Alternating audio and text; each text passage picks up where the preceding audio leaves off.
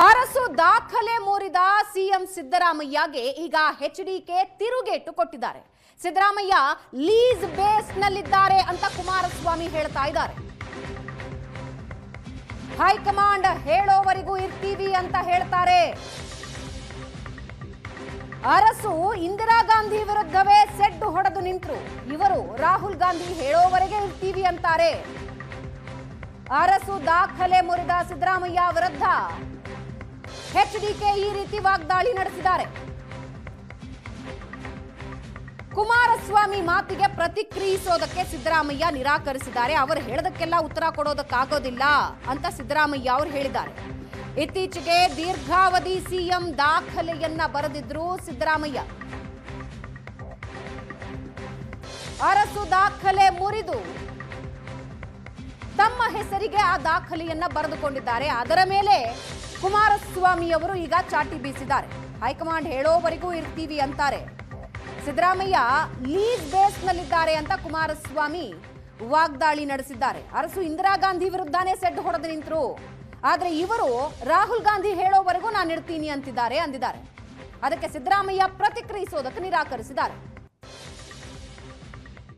ಇದೇ ಸಿದ್ದರಾಮಯ್ಯನವರೀಗ ದಾಖಲೆ ನಿರ್ಮಾಣ ಮಾಡಿದಾರಲ್ವಾ, ನನ್ನ ಅಭಿಪ್ರಾಯದಲ್ಲಿ. ಯಾಕೆಂದ್ರೆ ಕಾಂಗ್ರೆಸ್ ನಾಯಕರುಗಳು ಹೇಳೋದು, ಮಂತ್ರಿಗಳು ಮತ್ತು ಅವರು ಹೇಳೋದು, ಹೈಕಮಾಂಡ್ ಹೇಳೋವರೆಗೂ ಇರ್ತೀನಿ ಅಂತ ಎಷ್ಟೋ ಬಾರಿ ಹೇಳೋರಲ್ವಾ. ಬಹುಶಃ ಅವರು ಈ ರಾಜ್ಯದಲ್ಲಿ ಲೀಸ್ಡ್ ಬೇಸ್ನಲ್ಲಿ ಇದ್ದಾರೆ. ಲೀಸ್ಡ್ ಬೇಸ್ಡ್ ಮುಖ್ಯಮಂತ್ರಿ ಅವರು. ಅದು ಬೇರೆ ಒಂದು ಭಾಗ ಇರಲಿ ಅಂತ. ಏನು ದೇವರಾಜ ಅರಸು ಅವ್ರ ದಾಖಲೆ ಅವರು ಸೆಟ್ ಹೊಡೆದಿದ್ರು, ಕಂಟಿನ್ಯೂಸ್ ಆಗಿದ್ರು 7 ವರ್ಷ. ಇಂದಿರಾ ಗಾಂಧಿ ವಿರುದ್ಧ ಸೆಟ್ ಹೊಡೆದು ನಿಂತರು. ಇವರು ಕೇಂದ್ರ ಸರ್ಕಾರದ ಹೈಕಮಾಂಡ್ ಇದೆಯಲ್ಲ, ರಾಹುಲ್ ಗಾಂಧಿ, ಅವ್ರಿಗೆ ಕಾಯ್ತವ್ರು. ನೀವು ಯಾವತ್ತೂ ನಾನು ಹೋಗ್ತೀರಿ, ಯಾವಾಗ ನಾನು ಹೋಗ್ತೀನಿ ಅಂತ ಹೇಳಿ.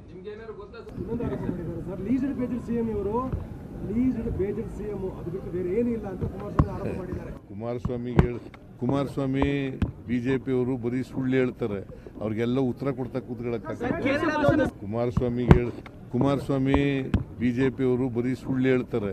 ಅವ್ರಿಗೆಲ್ಲ ಉತ್ತರ ಕೊಡ್ತಾ ಕೂತ್ಕೊಳ್ಳೋಕ್ಕಾಗಲ್ಲ. ಇನ್ನು ಕುಮಾರಸ್ವಾಮಿ ಅವರ ಮಾತಿಗೆ ಅಶೋಕ್ ಕೂಡ ಧ್ವನಿಗೂಡಿಸಿದ್ದಾರೆ. ಸಿದ್ದರಾಮಯ್ಯ ಲೀಸ್ ಬೇಸ್ಡ್ ಅಂತ ಕುಮಾರಸ್ವಾಮಿ ಹೇಳಿದ್ರೆ ಲೀಸ್ ಬೇಸ್ಡ್ ಅಲ್ಲ, ಪಕ್ಕಾ ಲೀಸ್ ಬೇಸ್ಡ್ ಅಗ್ರಿಮೆಂಟ್ ಅಂತ ಅಶೋಕ್ ಹೇಳಿದ್ದಾರೆ. ರಾಹುಲ್ ಎಲ್ಲಿವರೆಗೆ ಹೇಳ್ತಾರೆ ಅಲ್ಲಿವರೆಗೆ ಇರ್ತೀನಿ ಅಂತಾರೆ. ಲೀಸ್ಗೆ ಕೊಟ್ಟಾಗ ಎಷ್ಟು ದಿನ ಇರು ಅಂತಾರೆ, ಅಷ್ಟು ದಿನ ಇರಬೇಕು. ಲೀಸ್ ಮುಗಿದ ಮೇಲೆ ಸಿದ್ದರಾಮಯ್ಯ ಅವರು ಹೋಗಬೇಕು. ಲೀಸ್ ಅವಧಿಗೆ ಮನೆ ಬಿಟ್ಕೊಡು ಅಂತ ಡಿಕೆ ಶಿವಕುಮಾರ್ ಕೇಳ್ತಾ ಇದ್ದಾರೆ. ಪಕ್ಕಾ ಇದು ಲೀಸ್ ಆಗಿರುವ ಅಗ್ರಿಮೆಂಟ್ ಮಾದರಿಯಲ್ಲಿ ನಡೀತಾ ಇದೆ. ವೇಣುಗೋಪಾಲ್ ಸೂಪರ್ ಸಿಎಂ, ಅವರೇ ಡೈರೆಕ್ಟರ್, ಅವರೇ ನಿರ್ಮಾಪಕರು. ಲೀಸ್ ಬೇಸ್ಡ್ ಇರೋದ್ರಿಂದ ಸಿದ್ದರಾಮಯ್ಯಗೆ ಅಧಿಕಾರನೇ ಇಲ್ಲ. ಸೂಪರ್ ಸಿಎಂ ವೇಣುಗೋಪಾಲ್ ಅಂತಿದ್ದಾರೆ ಆರ್ ಅಶೋಕ್. ಲೀಸ್ ಅಲ್ಲ, ಪಕ್ಕಾ ಲೀಸ್ ಅಗ್ರಿಮೆಂಟ್ ಇದು. ಲೀಸ್ ಅಗ್ರಿಮೆಂಟ್, ರಿಜಿಸ್ಟರ್ಡ್ ಅಗ್ರಿಮೆಂಟ್ ಇದು ಲೀಸ್. ಅದು ಲೀಸ್ ಎನಿ ಟೈಮ್ ಕ್ಯಾನ್ಸಲ್ ಆಗ್ಬೋದು, ಎನಿ ಟೈಮ್ ರಿನ್ಯೂವಲ್ ಆಗ್ಬೋದು. ಪದೇ ಪದೇ ಅವರೇ ಹೇಳ್ತಾ ಇದ್ದಾರಲ್ಲ ಸಿದ್ದರಾಮಯ್ಯನವರು. ಏನು ಹೇಳ್ತಾ ಇದ್ದಾರೆ? ಅವರು ಕೇಂದ್ರ ರಾಹುಲ್ ಗಾಂಧಿ ಎಲ್ಲಿವರೆಗೂ ಹೇಳ್ತಾರೋ ಅಲ್ಲಿವರೆಗೂ ಇರ್ತೀನಿ ಅಂತಾರೆ. ಮನೆ ಓನರು ಈಗ ಮನೇನ ಲೀಸ್ ಕೊಟ್ಟಿದ್ರೆ ಮನೆ ಓನರ್ ಎಷ್ಟು ದಿನ ಇರುವಂತಾನೆ ಅಷ್ಟು ದಿನ ಇರಬೇಕು ಲೀಸಲ್ಲಿ. ಲೀಸ್ ಪೀರಿಯಡ್ ಮೇಲೆ ಹೋಗಬೇಕು. ಈಗ ಡಿ ಕೆ ಶಿವಕುಮಾರ್ ಏನು ಹೇಳ್ತಾವನೆ, ಮನೆ ಖಾಲಿ ಮಾಡು, ನಿಂದು ಲೀಸ್ ಪೀರಿಯಡ್ ಮುಗ್ದಿದೆ, ನಾನು ಬರ್ತೀನಿ ಮನೆಗೆ ಅಂತ ಹೇಳ್ತಾವ್ರೆ. ರಾಹುಲ್ ಗಾಂಧಿ ಎಷ್ಟು ಲೀಸ್ ಕೊಟ್ಟಿದ್ರು ಆ ಲೀಸ್ ಅವಧಿ ಮುಗಿದೋಯ್ತಪ್ಪ. ನನಗಿವಾಗ ಲೀಸ್ ಅವಧಿ ಕೊಟ್ಟಿದ್ದಾರೆ 2.5 ವರ್ಷ, ಬಿಟ್ಕೊಡು ಅಂತ ಮನೆ ಕೇಳ್ತಾ ಇದ್ದಾರೆ ಅಷ್ಟೇ. ಇಲ್ಲಿ ಪಕ್ಕಾ ಇದು ಲೀಸ್ ಆಗಿರುವಂಥ ಅಗ್ರಿಮೆಂಟ್ ಪ್ರಕಾರ ಇವತ್ತು ರಾಜ್ಯದಲ್ಲಿ ನಡೀತಾ ಇದೆ.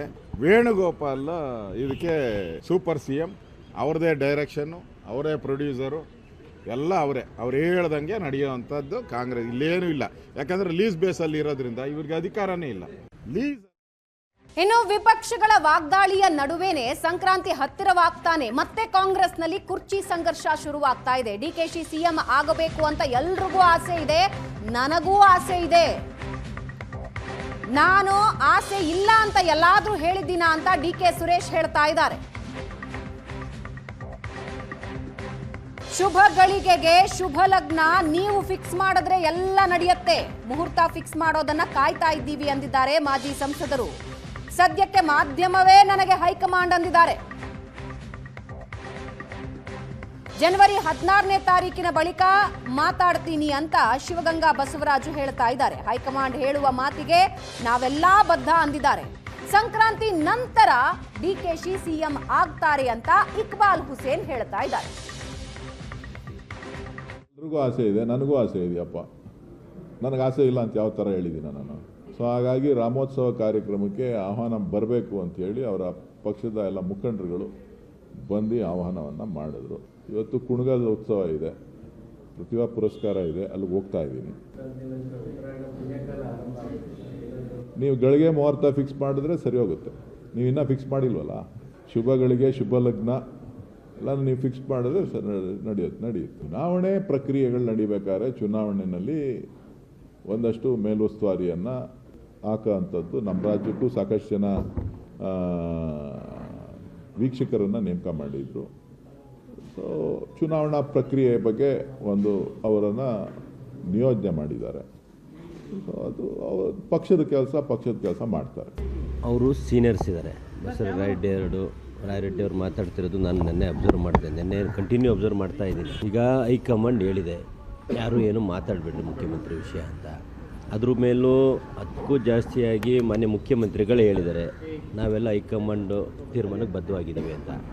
ಹೈಕಮಾಂಡ್ ತೀರ್ಮಾನ ಬದ್ಧ ಅಂತ ಮುಖ್ಯಮಂತ್ರಿಗಳು ಹೇಳಿದ ಮೇಲೆ ಬಸವರಾಜರೆಡ್ಡಿ ಯಾರವರು? ಅವ್ರ ಹೈಕಮಾಂಡ. ಅವ್ರ ಹೇಳಿಕೆನಲ್ಲಿ ನೀವು ಪರಿಗಣಿಸಲೇಬೇಡಿ, ಇದನ್ನು ಹೈಕಮಾಂಡ್ ಗಮನ ಹರಿಸ್ಬೇಕಾಗ್ತದೆ. ಯಾಕಂದರೆ ಎಲ್ಲರೂ ಸುಮ್ಮನಾಗಿದ್ವಿ, ಸುಸೂತ್ರವಾಗಿ ನಡೀತಾ ಇದೆ. ಸಿದ್ದರಾಮಯ್ಯ ಸಾಹೇಬರು ಒಪ್ಕೊಂಡಿದ್ದಾರೆ ಹೈಕಮಾಂಡ್ ತೀರ್ಮಾನಕ್ಕೆ ನಾವು ಬದ್ಧ, ಹೈಕಮಾಂಡ್ ಏನು ಹೇಳುತ್ತೋ ಅದನ್ನು ಕೇಳ್ತೀನಿ ಅಂತ. ಅದೆಲ್ಲ ಹೇಳಿದ ಮೇಲೆ ನಾವುಗಳು ಮಾತಾಡೋದಾಗಲಿ, ರಾಯರೆಡ್ಡಿ ಅವ್ರು ಮಾತಾಡೋದಾಗಲಿ, ಇದು ಪಾರ್ಟಿಗೆ ಒಳ್ಳೆಯದಲ್ಲ. ಪ್ರತಿಯೊಬ್ಬರು ಶಾಸಕರಿಗೂ ಅವ್ರದ್ದೇ ಆದ ಗೌರವ ಇರ್ತದೆ. ಒಬ್ರಿಗೊಂದು ನೋಟಿಸ್ ಕೊಟ್ಟು ಇನ್ನೊಬ್ರಿಗೊಂದು ನೋಟಿಸ್ ಕೊಡ್ದಂಗಿರೋದು ಸರಿಯಲ್ಲ. ಈಗ ರಾಯರೆಡ್ಡಿ ಅವ್ರು ಪದೇ ಅದನ್ನ ಹೇಳ್ಕೊಂತ ಬರ್ತಿದ್ದಾರೆ. ಅವ್ರೇನು ಹೈಕಮಾಂಡಲ್ಲ ಹೇಳೋಕ್ಕೆ. 16ನೇ ತಾರೀಕು ಮಾತಾಡ್ತೀನಿ. 15 ಮುಗಿಲಿ, ಸಂಕ್ರಾಂತಿ ಅಂತ ಹೇಳಿದ್ದೀನಿ. ಸಂಕ್ರಾಂತಿ ಆದಮೇಲೆ ಸಂಕ್ರಾಂತಿ ಆದಮೇಲೆ ನಿಮಗೆಲ್ಲ ಸಂಕ್ರಾಂತಿ ಹಬ್ಬ ಶುಭ ಕೋರಿ, ಹೊಸ ವರ್ಷ ಶುಭ ಕೋರಿ ನಿಮ್ಮ ಮೀಡಿಯಾ ಮುಂದೆ ಮಾತಾಡ್ತೀನಿ. 6 ಫೇಲ್ ಆದ್ರೂ 9 ಫೇಲ್ ಆಗಲ್ಲ ಅಂದ್ಕೊಂಡಿದ್ದೆ. ಆಯಿತು, ಇನ್ನೂ ಒಂದು ಸಲ ಏನೋ ಸಂಕ್ರಾಂತಿ ಆದಮೇಲೆ ಆಗೇ ಆಗುತ್ತೆ ಅಂತೇಳಿ ಇನ್ನೂ ಭರವಸೆ ಕೊಡ್ತಾ ಇದ್ದಾರೆ. ನಮ್ಮ ಭರವಸೆ ಹುಸಿ ಆಗಲ್ಲ. ನಮ್ಮ ಪ್ರಾರ್ಥನೆಗೆ ಪ್ರತಿಫಲ ಸಿಗುತ್ತೆ. ಶ್ರಮ ಫೇಲ್ ಆದರೂ ನಮ್ಮ ಪ್ರಾರ್ಥನೆ ಫೇಲ್ ಆಗಲ್ಲ ಅಂಥೇಳಿ ನಮ್ಮದೊಂದು ಭರವಸೆ ಇದೆ. ವರಿಷ್ಠರು ನಾವು ಮಾಡ್ತೀವಿ ಅಂತ ಹೇಳಿದ್ದಾರೆ. ವರಿಷ್ಠರ ಮೇಲೆ ಒಂದು ತೀರ್ಮಾನಕ್ಕೆ ನಾವೆಲ್ಲರೂ ಕೂಡ ಬದ್ಧವಾಗಿದ್ದೀವಿ. ಅದನ್ನು ನೋಡಿ ಮುಂದಕ್ಕೆ ನಾವು ಕೂಡ ತೀರ್ಮಾನವನ್ನು ತಗೊಳ್ತೀವಿ. ಮುಖ್ಯಮಂತ್ರಿಯವರಿಗೆ, ಉಪಮುಖ್ಯಮಂತ್ರಿಯವರಿಗೆ ಡೆಲ್ಲಿ ಹೈಕಮಾಂಡಿಂದ ಬುಲಾವ್ ಬಂದಿದೆ. ಹೋಗ್ತಾರೆ, ಚರ್ಚೆ ಮಾಡ್ತಾರೆ. ಒಂದಿಲ್ಲ ಒಂದು ರೀತಿಯಲ್ಲಿ ನಾನು ಆತ್ಮಪೂರ್ವಕವಾಗಿ ಆತ್ಮವಿಶ್ವಾಸದಲ್ಲಿ ಹೇಳ್ತಾ ಇದ್ದೀನಿ, ಶಿವಕುಮಾರ್ ಈ ಸಲ ಮುಖ್ಯಮಂತ್ರಿ ಆಗ್ತಾರೆ. ಇನ್ನು ಕುಮಾರಸ್ವಾಮಿ ರಾಜ್ಯ ರಾಜಕಾರಣಕ್ಕೆ ಬರ್ತಾರೆ ಅನ್ನೋ AI ವಿಡಿಯೋ ಬಗ್ಗೆ ಡಿಕೆ ಸುರೇಶ್ ಮಾತಾಡಿದ್ದಾರೆ. HDK ರಾಜೀನಾಮೆ ಕೊಟ್ಟ ಮೇಲೆ ಆ ಮಾತು ಅಂದಿದ್ದಾರೆ. ಇದರ ಜೊತೆಗೆ ಯಾರು ಡ್ಯಾಡಿ ಈಸ್ ಹೋಮ್ ಅಂದ್ರೆ ಏನರ್ಥ? HDK ರಾಜೀನಾಮೆ ಕೊಟ್ಟ ಮೇಲೆ ಕರ್ನಾಟಕಕ್ಕೆ ಬರೋದು, ಅವರನ್ನು ಯಾಕೆ ಕರ್ಕೊಂಡ್ಬರ್ತೀರಿ? ಅಲ್ಲಿರೋದು ಇಷ್ಟ ಇಲ್ವಾ? ಕುಮಾರಸ್ವಾಮಿ ಫ್ಯಾನ್ಸ್ ವಿಡಿಯೋ ಬಗ್ಗೆ ಡಿಕೆ ಸುರೇಶ್ ಪ್ರತಿಕ್ರಿಯೆ ಇದು.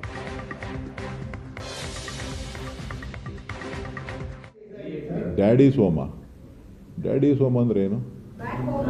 ಡ್ಯಾಡಿ ಸೋಮ ಅಂದ್ರೆ ಮತ್ತಷ್ಟು ಪ್ರಭಾವಿತವಾಗಿ ನಾನು ಬರ್ತೀನಿ, ರೀಎಂಟ್ರಿ ಕೊಡ್ತಿದ್ದೀನಿ ಅಂತ ಅರ್ಥ. ಒಳ್ಳೆ ಚೆನ್ನಾಗಿ ರಾಜೀನಾಮೆ ಕೊಟ್ಟ ಮೇಲೆ ತಾನೇ ಅದ್ರ ಮಾತು. ಡ್ಯಾಡಿ ಸೋಮ್ ಅಂತ ಅಂದರೆ ಬ್ಯಾಕ್ ಹೋಮ್ ಅಂತ ಅಂದರೆ ಅವ್ರು ರಾಜೀನಾಮೆ ಕೊಟ್ಟ ಮೇಲೆ ಕರ್ನಾಟಕಕ್ಕೆ ಬಂದಿದ್ದಾರೆ ಅಂತ. ಈಗ ಸದ್ಯಕ್ಕೆ ದೇಶದ ಆಗು ಹೋಗುಗಳ ಬಗ್ಗೆ ಗಮನ ಹರಿಸ್ತಾ ಇದ್ದಾರೆ. ಯಾಕೆ ಅವ್ರನ್ನ ಕರ್ಕೊಬರ್ತಾ ಇದ್ದೀರಿ? ಅಲ್ಲಿರೋದು ಇಷ್ಟ ಇಲ್ವಾ ನಿಮಗೆ ಈ ದೇಶದ ಬಗ್ಗೆ? ಅವ್ರಿಗೆ ಆರೋಗ್ಯ ಸರಿ ಇಲ್ಲದಿದ್ದಾಗ ಒಂದು 3 ತಿಂಗಳು ದೆಹಲಿನಲ್ಲಿ ಗಟ್ಟಿಗೆ ಬಿಟ್ಟರೆ ಇನ್ನು ಮಿಕ್ಕಿದ್ದೆಲ್ಲ ಕರ್ನಾಟಕನೇ ವಾಸ್ತವ್ಯ. ಇನ್ನು ಕರ್ನಾಟಕದ ಜೊತೆ ಭಾಷಾ ಸಂಘರ್ಷಕ್ಕೆ ಇಳಿದ ಕೇರಳ. ಕೋಗಿಲು ಒತ್ತುವರಿ ಬಳಿಕ ಈಗ ಕೇರಳ ಮತ್ತೊಂದು ಕಿತಾಪತಿ ಮಾಡ್ತಾ ಇದೆ. ಕನ್ನಡ ಶಾಲೆಗಳಲ್ಲಿ ಮಲಯಾಳಂ ಹೇರಿಕೆಗೆ ಸಿದ್ದರಾಮಯ್ಯ ವಿರೋಧ ವ್ಯಕ್ತಪಡಿಸಿದ್ದಾರೆ. ಮಲಯಾಳಂ ಕಡ್ಡಾಯದ ವಿರುದ್ಧ ಟ್ವೀಟ್ ಮಾಡಿದ್ರು ಸಿದ್ದರಾಮಯ್ಯ. ಇದೀಗ ಕೇರಳ ಸಿಎಂ ಪಿಣರಾಯಿ ವಿಜಯನ್ಗೆ ಪತ್ರ ಬರೆದಿದ್ದಾರೆ. ಭಾಷಾ ಮಸೂದೆ ತರೋದಕ್ಕೆ ಮುಂಚೆ ಶಿಕ್ಷಣ ತಜ್ಞರ ಜೊತೆ ಚರ್ಚಿಸಿ ನೆರೆ ರಾಜ್ಯದವರ ಜೊತೆ ಸಮಾಲೋಚನೆ ಮಾಡಿ ಅಂತ ಸಿಎಂ ಒತ್ತಾಯಿಸಿದ್ದಾರೆ. ಮಸೂದೆಯನ್ನ ಪುನರ್ ಪರಿಶೀಲನೆ ಮಾಡಿ ಅಂತ ಆಗ್ರಹಿಸಿದ್ದಾರೆ. ಸಾಂವಿಧಾನಿಕ ಜವಾಬ್ದಾರಿಯ ಭಾವನೆಯಿಂದ ನಿಮಗೆ ಈ ಪತ್ರ ಬರೀತಾ ಇದ್ದೀನಿ. ಮಲಯಾಳಂ ಭಾಷಾ ಮಸೂದೆ ಬಗ್ಗೆ ತಮ್ಮೊಂದಿಗೆ ಹಂಚಿಕೊಳ್ಳೋದಕ್ಕೆ ಬಯಸ್ತೀನಿ. ಭಾಷೆ ಕಡ್ಡಾಯ ಬದಲಿಗೆ ಪರಸ್ಪರ ಗೌರವ ಮತ್ತು ಸಹಬಾಳ್ವೆಯ ಮೂಲಕ ವಿಕಸನ. ಕಾಸರಗೋಡಿನಂತಹ ಗಡಿ ಪ್ರದೇಶದಲ್ಲಿ ಈ ತತ್ವದ ಜೀವಂತ ಉದಾಹರಣೆಯಾಗಿ ಕಂಡುಬರುತ್ತೆ. ಭಾಷಾ ಅಲ್ಪಸಂಖ್ಯಾತ ಸಮುದಾಯಗಳಿಗೆ ಭಾಷೆ ಕೇವಲ ಶೈಕ್ಷಣಿಕ ಆಯ್ಕೆಯಲ್ಲ. ಕೇರಳ ಸರ್ಕಾರ ಕಾಯ್ದೆ ಜಾರಿಗೆ ಮುನ್ನ ಭಾಷಾ ಅಲ್ಪಸಂಖ್ಯಾತ ಸಮುದಾಯಗಳು, ಶಿಕ್ಷಣ ತಜ್ಞರು ಮತ್ತು ನೆರೆಯ ರಾಜ್ಯಗಳೊಂದಿಗೆ ಸಮಾಲೋಚನೆ ನಡೆಸಬೇಕು. ಪ್ರಸ್ತಾಪಿತ ಮಸೂದೆಯನ್ನ ಪುನರ್ ಪರಿಶೀಲನೆಗೆ ಒಡ್ಡಬೇಕು ಅಂತ ಕೋರ್ತೀನಿ ಅಂತ ಪತ್ರ ಬರೆದಿದ್ದಾರೆ ಸಿಎಂ ಸಿದ್ದರಾಮಯ್ಯ. ಟ್ವೀಟ್ ಮೂಲಕ ತಮ್ಮ ಆಕ್ರೋಶ ಹೊರಹಾಕಿದ್ರು. ಅದರ ಜೊತೆಗೆ ಕೇರಳ ಸಿಎಂ ಪಿಣರಾಯಿ ವಿಜಯನ್ಗೆ ಪತ್ರ ಕೂಡ ಬರೆದಿದ್ದಾರೆ. ನಾವು ಈ ಬಗ್ಗೆ ಹೋರಾಟ ಸಹ ಮಾಡ್ತೀವಿ ಅಂತ ಸಿದ್ದರಾಮಯ್ಯ ಅವರು ಮಾತಾಡಿದ್ದಾರೆ.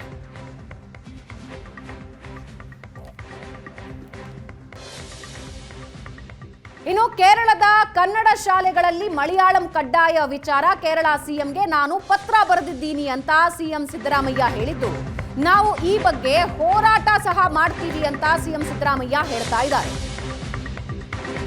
ದೆಹಲಿಗೆ ನಿಯೋಗ ತೆಗೆದುಕೊಂಡು ಹೋಗೋ ಬಗ್ಗೆ ಚರ್ಚಿಸ್ತೀವಿ. ಬೆಂಗಳೂರಿನಲ್ಲಿ ಭಾಷಾ ವಿವಾದದ ಬಗ್ಗೆ ಸಿಎಂ ಸಿದ್ದರಾಮಯ್ಯ ಪ್ರತಿಕ್ರಿಯೆ ಕೊಟ್ಟಿದ್ದಾರೆ. ಕೇರಳದಲ್ಲಿ ಕನ್ನಡ ಶಾಲೆಗಳಲ್ಲಿ ಮಲಯಾಳಂ ಕಲಿಕೆ ಕಡ್ಡಾಯ ಅನ್ನೋ ಕೇರಳ ಸರ್ಕಾರದ ನಿರ್ಧಾರದ ವಿರುದ್ಧ ದೆಹಲಿಗೆ ನಿಯೋಗ ತೆಗೆದುಕೊಂಡು ಹೋಗೋ ಬಗ್ಗೆ ಚರ್ಚಿಸ್ತೀವಿ. ನಾವು ಈ ಬಗ್ಗೆ ಹೋರಾಟಕ್ಕೂ ಕೂಡ ಸಿದ್ಧ ಅಂತ ಸಿಎಂ ಸಿದ್ದರಾಮಯ್ಯ ಹೇಳ್ತಾ ಇದ್ದಾರೆ. ಪತ್ರ ಬರೆದಿದ್ದೀನಿ, ನಾನು ಹೋರಾಟ ಪ್ರಾರಂಭ ಮಾಡ್ತೀವಿ. ಕೇರಳಕ್ಕೆ ನಾನು ಹೇಳ್ತಾ ಇರೋದು ಚರ್ಚೆ ಮಾಡ್ತೀವಿ. ಪತ್ರ ಬರೆದಿದ್ದೀನಿ, ನಾನು ಹೋರಾಟ ಪ್ರಾರಂಭ ಮಾಡ್ತೀವಿ. ಕೇರಳಕ್ಕೆ ನಾನು ಹೇಳ್ತಾ ಇರೋದು ಚರ್ಚೆ ಮಾಡ್ತೀವಿ. ಪತ್ರ ಬರೆದಿದ್ದೀನಿ, ನಾನು ಕೇರಳದ ಕನ್ನಡ ಶಾಲೆಗಳಲ್ಲಿ ಮಲಯಾಳಂ ಭಾಷೆ ಕಡ್ಡಾಯ ವಿಚಾರ ಸಂಬಂಧ ಕೇರಳ ಸರ್ಕಾರದ ನಿರ್ಧಾರಕ್ಕೆ ಬಿಜೆಪಿ ನಾಯಕರು ಆಕ್ರೋಶ ಹೊರಹಾಕಿದ್ದಾರೆ.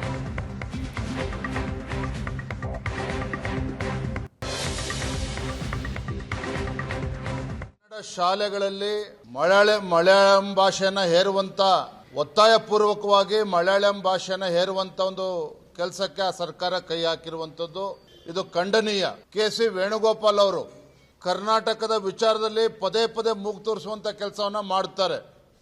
ಹಾಗಾಗಿ ಮಾನ್ಯ ಮುಖ್ಯಮಂತ್ರಿಗಳನ್ನು ಕೇಳೋದಕ್ಕೆ ಇಚ್ಛಪಡ್ತೇನೆ. ಕೇರಳದಲ್ಲಿರ್ತಕ್ಕಂಥ ನಮ್ಮ ಕನ್ನಡ ಶಾಲೆಗಳನ್ನು ಉಳಿಸುವಂತ ಕೆಲಸದಲ್ಲಿ ಕೇವಲ ನಿಮ್ಮ ಹೇಳಿಕೆ ಪತ್ರಗಳನ್ನು ಬರೆದ್ರೆ ಸಾಕಾಗೋದಿಲ್ಲ. ನಿಮ್ಮ ಕೆ.ಸಿ. ವೇಣುಗೋಪಾಲ್ ಅವರ ಕಿವಿಯನ್ನು ಹಿಂಡಿ ಇದು ಏಕಾಏಕಿ ತೀರ್ಮಾನ ಮಾಡವ್ರೆ ಅಂದರೆ ಇದರಲ್ಲಿ ಸಿದ್ದರಾಮಯ್ಯನವರು ಡಿ.ಕೆ. ಶಿವಕುಮಾರ್ ಕೈವಾಡ ಪಕ್ಕ ಇದೆ. ನಾವು ಸುಮ್ಮನೆ ಕನ್ನಡ ಅಂತೀರಿ, ನೀವು ಮಲಯಾಳಿ ಅನ್ನಿ ಅಲ್ಲಿ ಮ್ಯಾಚ್ ಮಾಡ್ಬಿಡೋಣ, ಇಬ್ಬರು ಮ್ಯಾಚ್ ಫಿಕ್ಸಿಂಗ್ ಅಂತ ಮಾಡ್ಕೊಂಡಿರೋದು. ಅಂಡರ್ಸ್ಟ್ಯಾಂಡಿಂಗ್ ಅದು. ಖಾರ ಅಂದ್ರೆ ಆಗಲ್ಲ. ಅವ್ರು ಹೆಂಗೆ ಹೇಳಿದ್ರು ಹಂಗೆ ಹೇಳಿದ್ರ. ಬುಲ್ಡೋಜರ್ ಸರ್ಕಾರ ಕರ್ನಾಟಕದಲ್ಲಿ ಅಂದರು. ಸಿದ್ದರಾಮಯ್ಯ ಬುಲ್ಡೋಜರ್ ಅಂತ ಹೇಳಿದ್ರ ಕೇರಳ ಸರ್ಕಾರನ ಬುಲ್ಡೋಜರ್ ಅಂತ ಹೇಳಿದ್ರ? ಯಾಕೆ ಹೇಳಲಿಲ್ಲ? ಸ್ಟ್ರಾಂಗ್ ಖಾರ ಅಲ್ಲ, ಉಪ್ಪು ಖಾರ ಎರಡೂ ಸೇರಿಸಿ ಹಾಕಬೇಕು, ಅವಾಗೇ ಅವ್ರು ಭಯ ಬೀಳೋದು. ಕನ್ನಡ ಶಾಲೆಗಳಲ್ಲಿ ಆಪ್ಷನಲ್ ಆಗಿ ಒಂದು ಇದು ಮಲಯಾಳಂ ಸಬ್ಜೆಕ್ಟನ್ನು ಕೊಡ್ಬೋದು. ಅದನ್ನು ಬಿಟ್ಟು ಈ ರೀತಿ ಒತ್ತಾಯ ಮಾಡಿ ಚುನಾವಣೆಗಾಗಿ ಈ ತಂತ್ರಗಾರಿಕೆಯನ್ನು ಮಾಡಲಿಕ್ಕೆ ಕೇರಳ ಸರ್ಕಾರ ಹೊರಟಿದೆ. ಇದು ವ್ಯವಸ್ಥೆಯ ವಿರುದ್ಧವಾಗಿ ನಡೀತಾ ಇರತಕ್ಕಂಥ ಒಂದು ಷಡ್ಯಂತ್ರ ಅಂತ ಹೇಳಲಿಕ್ಕೆ ಬಯಸ್ತೇನೆ. ಇನ್ನು ಕಾಸರಗೋಡಿನಲ್ಲಿ ಮಲಯಾಳಂ ಭಾಷೆ ಹೇರಿಕೆ ವಿಚಾರ ಸಂಬಂಧ ಕನ್ನಡಕ್ಕೆ ತೊಂದರೆಯಾಗದಂತೆ ನಿರ್ಧಾರ ತೆಗೆದುಕೊಳ್ಳಬೇಕು ಅಂತ ಬೆಂಗಳೂರಿನಲ್ಲಿ ಗೃಹ ಸಚಿವ ಡಾಕ್ಟರ್ ಜಿ ಪರಮೇಶ್ವರ್ ಮಾತಾಡಿದ್ದಾರೆ. ಇದರ ಜೊತೆಗೆ ಕನ್ನಡಿಗರ ಮೇಲೆ ಮಲಯಾಳಂ ಹೇರಿಕೆಗೆ ಡಿ.ಕೆ. ಸುರೇಶ್ ವಿರೋಧ ವ್ಯಕ್ತಪಡಿಸಿದ್ದು, ಕಾಸರಗೋಡು ಕರ್ನಾಟಕದ ಒಂದು ಭಾಗ ಅನ್ನೋದು ನಮ್ಮ ವಾದ. ಬಾಂಧವ್ಯಕ್ಕೆ ಧಕ್ಕೆ ತರುವ ಕೆಲಸವನ್ನ ಕೇರಳ ಸರ್ಕಾರ ಮಾಡ್ತಾ ಇದೆ ಎಂದಿದ್ದಾರೆ. ಸುಮಾರು 200 20 ಏನೋ ಶಾಲೆಗಳಿದಾವೆ ಬಾರ್ಡರ್ನಲ್ಲಿ ಅಂತ. ಆ ಶಾಲೆಗಳಲ್ಲಿ ಕನ್ನಡ ಶಾಲೆಗಳು, ಅಲ್ಲಿ ಮಲಯಾಳಮನ್ನು ಕಲಿಸ್ಬೇಕು ಅಂತೇಳಿ ಅವರು ಅವರ ದೃಷ್ಟಿಯಿಂದ ಹೇಳ್ಕೊಂಡು ಮಾಡಿರ್ಬೋದು. ಆದರೆ ಕನ್ನಡಕ್ಕೆ ತೊಂದರೆ ಆಗದಾಗೆ ಮಾಡಬೇಕು. ಈಗ ನಾವು ಎಲ್ಲ ಒಂದು ಸಹೋದರತ್ವ ಭಾವನೆಯಿಂದ ಇರಬೇಕಾಗ್ತದೆ. ಬಹಳಷ್ಟು ಜನ ಈಗ ಬೆಳಿಗ್ಗೆ ಇದ್ರೆ ಮಂಗಳೂರು ಕಡೆ ನೀವು ಹೋದರೆ ಬಹಳ ಜನ ವ್ಯವಹಾರ ಎಲ್ಲ ಟ್ರೇಡಿಂಗು, ವ್ಯವಹಾರ, ಬಿಸ್ನೆಸ್ಸು, ಎಜುಕೇಷನ್ನು ಎಲ್ಲ ಬರೀ ಮಂಗಳೂರಲ್ಲೇ ಆಗುತ್ತೆ. ಮಲಯಾಳಂ ಮಾತಾಡೋರಿಗೆ ಅವರಿಗೆ ಕನ್ನಡನೂ ಸ್ವಲ್ಪ ಅವ್ರು ಕಲ್ತ್ಕೊಂಡ್ರೆ ಒಳ್ಳೇದಲ್ವಾ? ಈಗ ನಾವೆಲ್ಲ ಕಾಸರಗೋಡು ಕಡೆ ಎಲ್ಲ ಹೋಗ್ತೀವಿ, ಎಲೆಕ್ಷನ್ ಕ್ಯಾಂಪೇನಿಗೆಲ್ಲ ಹೋಗ್ತೀವಿ, ಅಥವಾ ಯಾವುದೋ ಒಂದು ಸಭೆ ಕರೀತಾರೆ ನಮ್ಮನ್ನು, ಅವಾಗೆಲ್ಲ ನಾವು ಕನ್ನಡದಲ್ಲೇ ಭಾಷಣ ಮಾಡ್ತೀವಿ. ಯಾಕೆಂದ್ರೆ ಅಲ್ಲಿ ಹೆಚ್ಚು ಜನ ಕನ್ನಡ ಮಾತಾಡೋರೇ ಇದ್ದಾರೆ. ಆದ್ರಿಂದ ಕನ್ನಡ ಶಾಲೆ ಇರುವಾಗ ಅದಕ್ಕೆ ಉತ್ತೇಜನ ಕೊಡಬೇಕು ಅಂತಕ್ಕಂಥದ್ದೇ ನಮ್ಮ ವಾದ. ಕಾಸರಗೋಡು ಕರ್ನಾಟಕದ ಒಂದು ಭಾಗ ಅಂತಕ್ಕಂಥದ್ದು ಮೊದಲಿಂದನೂ ಕೂಡ ನಮ್ಮ ಪ್ರತಿಪಾದನೆ. ಆದರೆ ಅಲ್ಲಿಗೆ ಕನ್ನಡಿಗರಿಗೆ ಯಾವುದೇ ರೀತಿಯ ಸಮಸ್ಯೆ ಆಗದಂತೆ ನೋಡ್ಕೊಳ್ಬೇಕಾಗಿರ್ತಕ್ಕಂಥದ್ದು ಕೂಡ ಆ ಸರ್ಕಾರದ ಕೆಲಸ. ಬಹುಶಃ ಇವತ್ತು ಏನು ಒತ್ತಡವನ್ನು ಹೇರುವಂಥ ಪ್ರಯತ್ನವನ್ನು ಮಾಡ್ತಾ ಇದ್ದಾರೆ, ಅದರಿಂದ ಗಡಿ ಭಾಗದಲ್ಲಿ ಉತ್ತಮವಾದಂಥ ವಾತಾವರಣ ಇರಲಿಕ್ಕೆ ಸಾಧ್ಯ ಆಗೋದಿಲ್ಲ. ಎರಡೂ ಕೂಡ ಉತ್ತಮವಾದಂಥ ಬಾಂಧವ್ಯವನ್ನು ಇಟ್ಕೊಂಡಿದೆ. ಈ ಬಾಂಧವ್ಯಕ್ಕೆ ಧಕ್ಕೆ ತರುವಂಥ ಕೆಲಸವನ್ನು ಅಲ್ಲಿನ ಸರ್ಕಾರ, ಅಲ್ಲಿನ ಮುಖ್ಯಮಂತ್ರಿಗಳು ಮಾಡ್ತಾ ಇದ್ದಾರೆ. ಅದು ಸರಿ ಇಲ್ಲ ಅಂತಕ್ಕಂಥದ್ದನ್ನು ಹೇಳಲಿಕ್ಕೆ ನಾನು ಬಯಸ್ತೇನೆ. ಎರಡೂ ಕೂಡ ಉತ್ತಮವಾದಂಥ ಬಾಂಧವ್ಯವನ್ನು ಇಟ್ಕೊಂಡಿದೆ. ಈ ಬಾಂಧವ್ಯಕ್ಕೆ ಧಕ್ಕೆ ತರುವಂಥ ಕೆಲಸವನ್ನು ಅಲ್ಲಿನ ಸರ್ಕಾರ, ಅಲ್ಲಿನ ಮುಖ್ಯಮಂತ್ರಿಗಳು ಮಾಡ್ತಾ ಇದ್ದಾರೆ. ಅದು ಸರಿ ಇಲ್ಲ ಅಂತಕ್ಕಂಥದ್ದನ್ನು ಹೇಳಲಿಕ್ಕೆ ನಾನು ಬಯಸ್ತೇನೆ. ಕೇರಳದ ಕನ್ನಡ ಶಾಲೆಗಳಲ್ಲಿ ಮಲಯಾಳಂ ಕಡ್ಡಾಯ ವಿಚಾರ ಸಂಬಂಧ ಮಲಯಾಳಂ ಹೇರಿಕೆ ಆರೋಪಕ್ಕೆ ಕೇರಳ ಸಿಎಂ ದಾಖಲೆ ಸಮೇತ ಸ್ಪಷ್ಟನೆ ಕೊಟ್ಟಿದ್ದಾರೆ. ಕನ್ನಡ ಭಾಷಿಕರ ಮೇಲೆ ಮಲಯಾಳಂ ಹೇರಿಕೆ ಇಲ್ಲ ಅಂತ ಸ್ಪಷ್ಟನೆ ಕೊಟ್ಟಿದ್ದಾರೆ. ಬೇರೆ ಭಾಷಿಕ ವಿದ್ಯಾರ್ಥಿಗಳಿಗೆ ಅವರ ಆಯ್ಕೆಯ ಕಲಿಕೆಗೆ ಅವಕಾಶ ಇದೆ. ಭಾಷಾ ಅಲ್ಪಸಂಖ್ಯಾತರಿಗೆ ಅವರ ಮಾತೃಭಾಷೆಯಲ್ಲಿ ಕಲಿಯಬಹುದು. ಭಾಷಾ ಕಾಯ್ದೆ 2025ರ ದಾಖಲೆಯನ್ನ ಪೋಸ್ಟ್ ಮಾಡಿದ್ದಾರೆ ಕೇರಳ ಸಿಎಂ. ಕಾಯ್ದೆಯಲ್ಲಿ ಕನ್ನಡ ಮತ್ತು ತಮಿಳು ಭಾಷಿಕರಿಗೆ ವಿನಾಯಿತಿ ನೀಡಲಾಗಿದೆ. ಕೇರಳ ರಾಜ್ಯದಲ್ಲಿ ಯಾವುದೇ ಭಾಷೆಯನ್ನ ನಮ್ಮ ಸರ್ಕಾರ ಹೇರೋದಿಲ್ಲ. ಕೇರಳದಲ್ಲಿ ಭಾಷಾ ಸ್ವಾತಂತ್ರ್ಯವನ್ನ ರಕ್ಷಿಸಲಾಗಿದೆ ಅಂತ ಟ್ವೀಟ್ ಮಾಡಿದ್ದಾರೆ. ಆ ಟ್ವೀಟ್ ಅನ್ನ ನೀವು ನೋಡ್ತಾ ಇದ್ದೀರಿ. ಬೇರೆ ಭಾಷಿಕ ವಿದ್ಯಾರ್ಥಿಗಳಿಗೆ ಅವರ ಆಯ್ಕೆಯ ಕಲಿಕೆಗೆ ಅವಕಾಶ ಇದೆ. ಭಾಷಾ ಅಲ್ಪಸಂಖ್ಯಾತರಿಗೆ ಅವರ ಮಾತೃಭಾಷೆಯಲ್ಲಿ ಕಲಿಯಬಹುದು. ಕಾಯ್ದೆಯಲ್ಲಿ ಕನ್ನಡ, ತಮಿಳು ಭಾಷಿಕರಿಗೆ ವಿನಾಯಿತಿ ನೀಡಲಾಗಿದೆ. ಕೇರಳದಲ್ಲಿ ಯಾವುದೇ ಭಾಷೆಯನ್ನ ನಮ್ಮ ಸರ್ಕಾರ ಹೇರೋದಿಲ್ಲ. ಜಾತ್ಯತೀತತೆ, ಬಹುತ್ವ ಮೌಲ್ಯ ಎತ್ತಿ ಹಿಡಿಯುವಲ್ಲಿ ದೃಢವಾಗಿದ್ದೇವೆ. ಕೇರಳ ರಾಜ್ಯದಲ್ಲಿ ಯಾವುದೇ ಭಾಷೆಯನ್ನ ಹೇರಲಾಗುವುದಿಲ್ಲ. ಭಾಷಾ ಸ್ವಾತಂತ್ರ್ಯವನ್ನ ರಕ್ಷಿಸುವ ಖಚಿತತೆ ನೀಡುತ್ತೇವೆ ಅಂದಿದ್ದಾರೆ.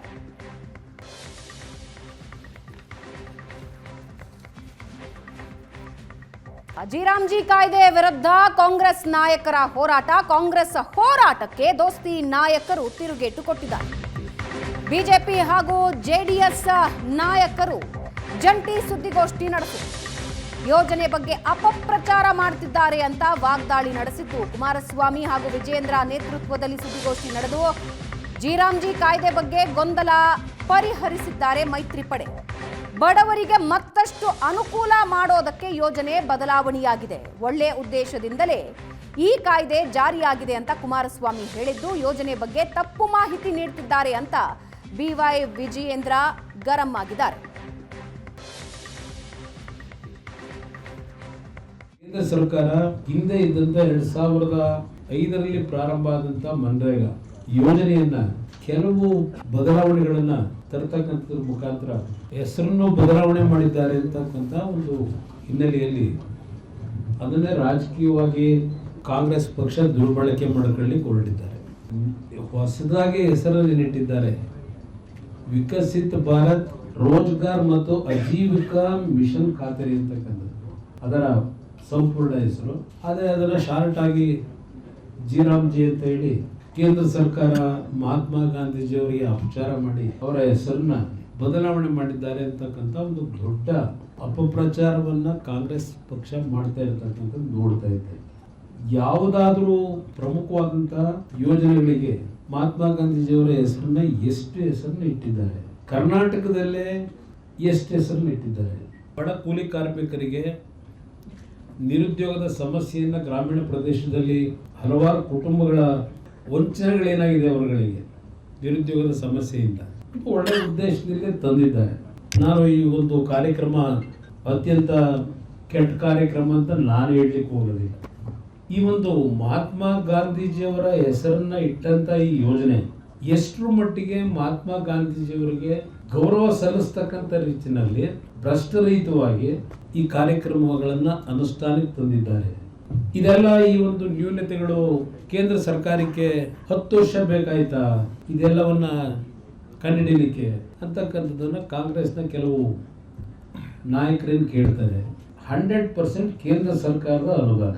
ಈ ಕೇಂದ್ರ ಸರ್ಕಾರದ ಅನುದಾನವನ್ನು ಯಾವ್ಯಾವ ರಾಜ್ಯಗಳಲ್ಲಿ ಯಾವ ರೀತಿಯಲ್ಲಿ ಅತ್ಯಂತ ಪ್ರಾಮಾಣಿಕವಾಗಿ ಉಪಯೋಗ ಮಾಡ್ಕೊಂಡಿದ್ದಾರೆ. ಒಂದೊಂದು ಕೆಲಸದಲ್ಲಿ 4 ಬಾರಿ 3 ಬಾರಿ ಬಿಲ್ಲನ್ನು ಮಾಡಿಕೊಂಡು ಇದೆಲ್ಲ ಮಾಹಿತಿಗಳು ಸುದೀರ್ಘವಾಗಿ ತನಿಖೆಗಳಾದ ನಂತರ ಬಂದಂಥ ವರದಿ. ಕೇಂದ್ರ ಸರ್ಕಾರದ ಯೋಜನೆಗಳನ್ನ ತಪ್ಪು ಮಾಹಿತಿಗಳನ್ನು ನೀಡುವಂಥದ್ದು, ರಾಜ್ಯದ ಜನರಿಗೆ ಒಂದು ತಪ್ಪು ಕಲ್ಪನೆಯನ್ನು ಮೂಡಿಸುವಂಥದ್ದು. ಒಬ್ಬ ಪ್ರಧಾನಮಂತ್ರಿ ನರೇಂದ್ರ ಮೋದಿಜಿಯವರು ಲಕ್ಷಾಂತರ ರೂಪಾಯಿ ಇವತ್ತು ಈ ಯೋಜನೆ ಮೂಲಕ ಗ್ರಾಮೀಣ ಭಾಗದಲ್ಲಿ ಇವತ್ತು ಬಡವರಿಗೆ ಅನುಕೂಲ ಆಗಬೇಕು, ಕಾರ್ಮಿಕರಿಗೆ ಅನುಕೂಲ ಆಗಬೇಕು, ಯಾವುದೋ ಒಂದು ಭ್ರಷ್ಟಾಚಾರ ನಡೆಯಬಾರದು ಅಂತ ಆಲೋಚನೆ ಮಾಡೋದು ತಪ್ಪಾಗಾದ್ರೆ 7-8 ಲಕ್ಷ ಕೋಟಿ ಪ್ರತಿ ವರ್ಷ ಖರ್ಚು ಮಾಡ್ತಕ್ಕಂಥ ಇಷ್ಟು ದೊಡ್ಡ ಯೋಜನೆ ಇವತ್ತು ಸುಲಲಿತವಾಗಿ ಸಾಗಬೇಕು, ಬಡವರಿಗೆ ತಲುಪಬೇಕು ಅಂತೇಳಿ ಪ್ರಧಾನಮಂತ್ರಿ ಆಲೋಚನೆ ಮಾಡ್ತಕ್ಕಂಥದ್ದು ತಪ್ಪಾಗಾದ್ರೆ ಅವ್ರು ಯಾವತ್ತೂ ಕೂಡ ಸ್ಕೀಮ್ ಬಗ್ಗೆ ಯೋಚನೆ ಮಾಡಲಿಲ್ಲ, ಸ್ಕ್ಯಾಮ್ಗಳೇ ಇವತ್ತು ಮಾಡ್ಕೊಂಡು ಬಂದಿರತಕ್ಕಂಥದ್ದು. ಕಾಂಗ್ರೆಸ್ ಪಕ್ಷದ ಆಡಳಿತವನ್ನ ಇನ್ನೂ ಕೂಡ ಮರೆತಿಲ್ಲ. ಇವತ್ತು ನರೇಂದ್ರ ಮೋದಿಜಿಯವರು ಏನು 100 ದಿನಗಳ ವರ್ಕಿಂಗ್ ಡೇಸ್ ಏನಿದೆ ಅದನ್ನು 125 ದಿನಗಳು ಮಾಡಿರುವಂಥದ್ದು. ಇದರ ನಡುವೆ ಕಾಂಗ್ರೆಸ್ ಪಕ್ಷ ಎಲ್ಲಾ ಸಂದರ್ಭದಲ್ಲೂ ಯಾವ ರೀತಿ ಅಪಪ್ರಚಾರ ಮಾಡ್ತಾ ಇದ್ದಾರೆ, ಕರ್ನಾಟಕದಲ್ಲೂ ಕೂಡ ದೇಶದಲ್ಲೂ ಮಾಡ್ತಾ ಇದ್ದಾರೆ, ಕರ್ನಾಟಕದಲ್ಲೂ ಕೂಡ ಅಪಪ್ರಚಾರ ಮಾಡೋದಕ್ಕೆ ಹೊರಟಿದ್ದಾರೆ. ಇದರೊಂದಿಗೆ ಇವತ್ತಿನ ಪಾರ್ಟಿ ರೌಂಡ್ಸ್ ಮುಗಿಸ್ತಾ ಇದ್ದೀವಿ. ನೇರ ದಿಟ್ಟ ನಿರಂತರ ಸುದ್ದಿಗಾಗಿ ನೋಡ್ತಾ ಇರಿ ಏಷ್ಯಾನೆಟ್ ಸುವರ್ಣ ನ್ಯೂಸ್.